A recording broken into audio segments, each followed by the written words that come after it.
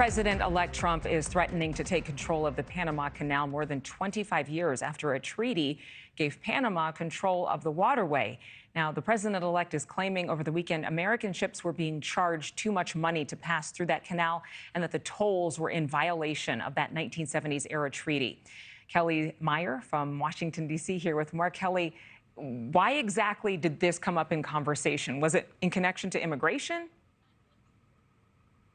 Yeah, we were wondering the same thing, and this may be an example of the businessman mentality of the incoming president and also a sample of the unexpected nature of these next 4 years. It could also be part of a larger plan for President-elect Trump to put China on alert. The canal could be this pawn in a larger geopolitical struggle. China has increasingly invested in Panama over the past 2 decades, which is alarming U.S. defense and foreign policy experts. The U.S. is the canal's largest user. 40% of all U.S. container ships traverse it annually, carrying about $270 billion in cargo. It also equals about 5% of global maritime trade, and it's also the transit for some 2.1 million barrels per day of crude oil and petroleum. The artificial waterway, 51 miles long, and connects the Atlantic Ocean with the Pacific. And just a quick look back in history, the U.S. controlled the canal for most of the 20th century, but then handed it over to Panama on December 31st, 1999, under that treaty you mentioned, signed by former President Jimmy Carter back in 1977. And now Trump says he wants it back. Take a listen. It was given to Panama and to the people of Panama, but it has provisions.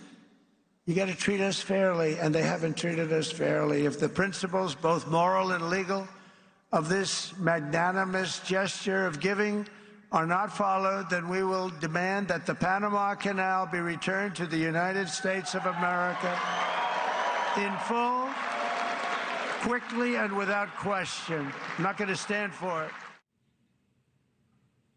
Now, Panama's president responding to this, writing, quote, "Every square meter of the Panama Canal belongs to Panama and will continue belonging to Panama."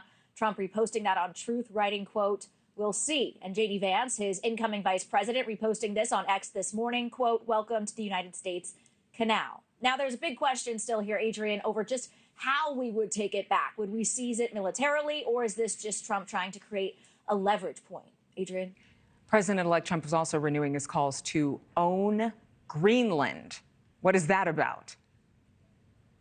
Yeah, and this is something that he's called for during his first term, and for the U.S. to buy Greenland back from Denmark. This is also something he talked about over the weekend, writing on True Social on Sunday when he was naming his ambassador to Denmark, quote, "For purposes of national security and freedom throughout the world, the United States of America feels that ownership and control of Greenland is an absolute necessity."